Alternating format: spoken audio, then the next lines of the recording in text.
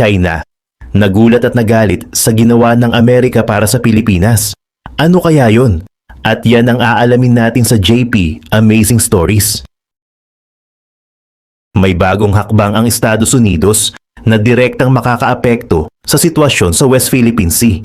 Kinumpirma ng isang senior US defense official na 4 na fast response cutters ng United States Coast Guard ang rotationally ide-deploy para makipagtulungan sa Philippine Coast Guard sa pagpapatrolya at pag-secure ng exclusive economic zone ng Pilipinas. Mahalagang linawin na hindi ito simpleng port visit lamang.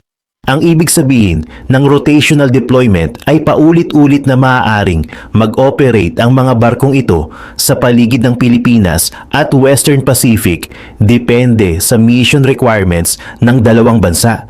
Hindi rin nangangahulugan na permanenteng ibabase sa Pilipinas ang 4 na barko. Pero magiging mas regular ang presensya nila sa rehiyon at mas madalas silang makakatrabaho ng Philippine Coast Guard. Ayon kay US Undersecretary for Policy Elbridge Colby, bahagi ito ng mas malawak na strategy ng Washington na tulungan ang Pilipinas na magkaroon ng mas malakas na kakayahang protektahan ang sariling teritoryo at maritime rights. Hindi lamang ito tungkol sa pagdadagdag ng 4 na barko. Kasama rito ang training, logistics support, maritime surveillance, intelligence sharing, at mas mabilis na coordination sa pagitan ng Philippine at American forces. Malaking development ito dahil sa loob ng maraming taon, Philippine Coast Guard ang madalas na direktang humaharap sa Chinese Coast Guard sa disputed areas. Kapag may resupply mission, fisheries patrol o surveillance operation, ang mga barko ng Pilipinas ang kadalasang nakakaranas ng blocking, shadowing, at water cannon incidents. Ngayon, posibleng magkaroon sila ng mas regular na American Coast Guard support. At dito, nagsisimula ang mas malaking tanong. Kung 4 na US Coast Guard cutters na ang maaaring regular na mag-operate kasama ng Pilipinas, paano nito babaguhin ang galaw ng China sa West Philippine Sea? May isang importanteng detalye tungkol sa bilang ng mga barko. Hindi lamang 4 ang US Coast Guard cutters na inililipat sa Western Pacific. Noong July 2026, inanunsyo ng United States Coast Guard na ililipat nito ang focus ng isang expeditionary cutter squadron mula sa Middle East patungo sa Western Pacific. Ang squadron na ito ay may 6 na Sentinel-class fast response cutters. Sa loob ng maraming taon, ang mga barkong ito ay ginagamit sa Middle East para sa maritime security operations, escort missions at regional patrols. Pero nagbago ang strategic priority ng Amerika. Habang tumataas ang tension sa Indo-Pacific, mas pinili ng Washington na ilipat ang ilang assets nito sa Western Pacific. Dito, pumapasok ang Pilipinas. Sa 6 na cutters na bahagi ng Expeditionary Squadron, 4 ang partikular na binanggit na rotationally makikipagtulungan sa Philippine Coast Guard. Ang natitirang vessels ay maaari namang gamitin sa ibang Western Pacific missions, kasama ang iba pang US allies at partner countries. May forward operating locations din ang US Coast Guard sa Singapore at Pilipinas. Mahalaga ang Singapore dahil nasa gitna ito ng major maritime routes ng Southeast Asia. Samantala, ang Pilipinas ay direktang nakaharap sa South China Sea at West Philippine Sea. Posibleng maging mahalagang logistics location ang Subic Bay dahil mayroon itong malalim na harbor at malapit ito sa mga disputed maritime areas. Pero hindi ibig sabihin nito na gagawing permanent US Coast Guard base ang Subic. Mas tamang sabihin na maaring gamitin ito bilang operational at logistics support location. Kung kailangan ng fuel, maintenance, crew rest, supplies o mission preparation, mas mabilis makakagalaw ang American cutters kung may access sila sa Philippine ports. At ito ang malaking pagbabago. Noong nakaraan, maaaring kailangan pang manggaling ang US Coast Guard vessels mula sa mas malalayong locations. Ngayon, mas magiging mabilis ang deployment at response capability nila sa Western Pacific. Para maintindihan kung bakit mahalaga ang deployment, kailangan munang malaman kung anong klaseng barko ang ipinapadala ng Amerika. Ang ginagamit ng US Coast Guard ay Sentinel-class Fast Response Cutter o FRC. Hindi ito kasing laki ng destroyer o frigate. Humigit kumulang 154 feet ang haba ng isang Sentinel-class cutter at may crew na nasa 200 personnel. Pero kahit maliit, kumpara sa isang Navy warship, ginawa ito para sa mabilis at flexible na maritime operations. Kaya nitong tumakbo ng mahigit 28 knots at may operational range na humigit kumulang 2,500 nautical miles. Ibig sabihin, kaya nitong magsagawa ng patrol sa malalayong maritime areas nang hindi agad nangangailangan ng support ship. Mayroon itong 25mm automatic cannon at mga .50 caliber machine gun. May maliit din itong launchable boat na maaring gamitin para sa boarding operations, inspection at rescue missions. Pero hindi pangunahing trabaho ng barkong ito ang makipagsabayan sa destroyer o cruiser ng ibang bansa. Mas nakatuon ito sa maritime law enforcement. Kasama rito ang anti-smuggling operations, fisheries enforcement, search and rescue, port security at coastal patrol. Ito rin ang dahilan kung bakit bagay ito sa West Philippine Sea. Maraming confrontation sa rehiyon ang hindi naman official military battle. Walang declaration of war, walang missiles na pinapakawalan sa isa't isa. Sa halip, ang madalas na ginagamit ay Coast Guard vessels, water cannons, blocking maneuvers, ramming allegations at maritime militia vessels. Ito ang tinatawag na gray zone operations.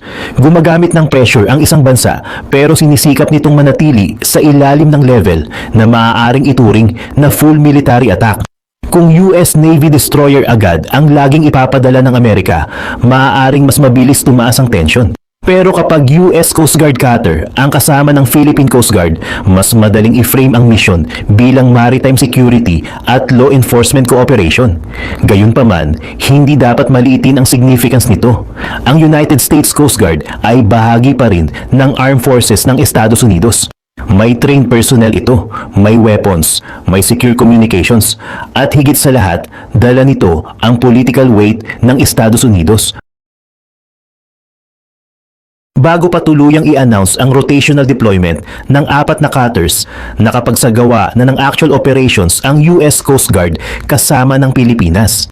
Noong June 2026, nagsagawa ng maritime cooperative activity ang Philippine at US forces sa loob ng Philippine EEZ. Kasama rito ang 2 Sentinel-class cutters na US CGC Charles Moulthrop at US CGC Emlen Tunnel. Hindi sila nag-operate ng mag-isa. Kasama nila ang Philippine Coast Guard vessels tulad ng BRP Melchora Aquino at BRP Sindangan. May participation din mula sa Philippine Navy at iba pang American military assets. Sa training na ito, nagsagawa sila ng maritime interdiction exercises. Ibig sabihin, nagpractice sila kung paano haharang at mag-i-inspect ng suspicious vessels. Nagpractice din sila ng boarding procedures. Mahalaga ito kapag may kailangang inspeksyonin na barko para sa illegal fishing, smuggling o iba pang maritime violations. Kasama rin ang search and rescue exercises. Nagpractice sila kung paano mag-coordinate kapag may barkong nasiraan, may nawawalang crew o may maritime emergency. Sa unang tingin, ordinaryong training lamang ito. Pero sa military at Coast Guard operations, napakahalaga ng ganitong klase ng practice. Kapag hindi pamilyar ang dalawang forces sa isa't isa, maaaring magkaroon ng confusion sa communications. Maaaring magkaiba ang radio procedures. Maaaring hindi pareho ang protocols. Maaaring magtagal ang response. Pero kapag paulit-ulit silang nagsasanay, mas nagiging mabilis ang coordination. Ito ang tinatawag na interoperability. Kapag nagkaroon ng actual emergency o confrontation, hindi na kailangang magsimula sa zero. Alam na nila kung paano mag-usap. Alam na nila kung paano mag-position ng barko. Alam na nila kung paano mag-share ng information. At posibleng ito ang isa sa pinakamahalagang epekto ng rotational deployment. Hindi lang barko ang dinadala ng Amerika. Dinadala rin nito ang operational experience at coordination capability ng US Coast Guard. Sa unang tingin, maaaring sabihin ng iba na 4 na maliit na cutters lamang ito. At totoo naman, hindi kayang pantayan ng 4 na Sentinel-class cutters ang buong China Coast Guard. May mas malalaki at mas mabibigat na barko ang China. May ilan pang ang Chinese Coast Guard vessels na mas malaki kaysa sa ilang naval frigates. May advantage din ang Beijing sa numbers dahil malapit ang mainland China sa disputed waters. Pero hindi naman direct naval battle ang pangunahing issue. Ang mas malaking challenge para sa China ay persistent Allied presence. Kapag Philippine Coast Guard vessel lamang ang nasa disputed area, mas madaling magkaroon ng isolated confrontation. Halimbawa, maaaring harangin ang isang Philippine vessel, maaaring gumamit ng water cannon, maaaring lapitan ng sobrang dikit. Pagkatapos, parehong panig ang maglalabas ng magkakaibang version ng nangyari. Pero paano kung may American Coast Guard cutter na malapit sa lugar? May sarili itong radar, may cameras, may communications equipment, may trained crew na maaaring makakita mismo ng nangyayari. Mas maraming independent documentation ang maaaring makuha. Mas mabilis ding maipapadala sa US authorities ang impormasyon. At kapag nakita ng Washington ang incident ng real time, mas mabilis ang diplomatic response. Ito ang isang malaking problema sa gray zone tactics. Mas epektibo ang pressure kapag limitado ang witnesses at mabagal ang international reaction. Pero kapag may allied vessel na naroon, mas mabilis na nagiging international issue ang bawat confrontation. May isa pang factor.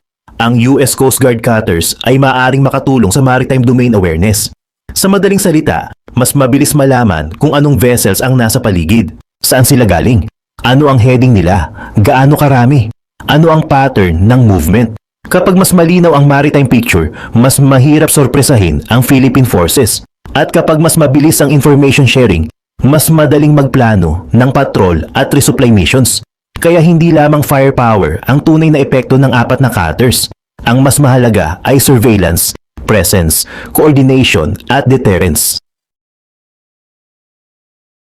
Napakahalaga ng timing ng deployment dahil patuloy ang tension sa West Philippine Sea.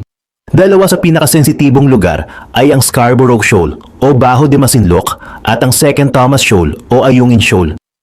Sa Scarborough Shoal, ilang beses nang nagkaroon ng confrontation sa pagitan ng Philippine at Chinese vessels. May reports ng blocking operations at water cannon incidents. Mahalaga ang lugar para sa mga Pilipinong mangingisda dahil matagal na itong traditional fishing ground. Pero mula nang mas maging aggressive ang Chinese presence sa lugar, paulit-ulit na nagkakaroon ng restriction at confrontation. Sa Ayungin Shoal naman, nandoon ang BRP Sierra Madre, isang Philippine Navy vessel na matagal nang nakaground sa shoal. Regular itong nire-resupply ng Pilipinas. At sa maraming pagkakataon, sinubukan ng Chinese vessels na harangin ang Philippine resupply missions. May mga pagkakataong nagkaroon ng collision, water cannon use at dangerous maneuvering. Ito ang mga situation na maaaring maging relevant sa US Coast Guard deployment. Hindi ibig sabihin na automatikong sasamahan ng American cutters ang bawat resupply mission sa Ayungin. Wala ring confirmation na permanenteng magpapatrol sila sa Scarborough Shoal. Pero kapag regular na silang umiikot, mas malaki ang chance na may US Coast Guard vessel na nasa mas malapit na area kapag may incident. At dito maaring magbago ang calculation ng China. Kung Chinese Coast Guard vessel ang kaharap ng Philippine Coast Guard, maaaring tingnan ito bilang isang bilateral confrontation. Pero kung mayroon ng American Coast Guard cutter na nasa paligid, mas sensitibo ang bawat galaw. Isang maling maneuver lamang ang maaaring magresulta sa collision.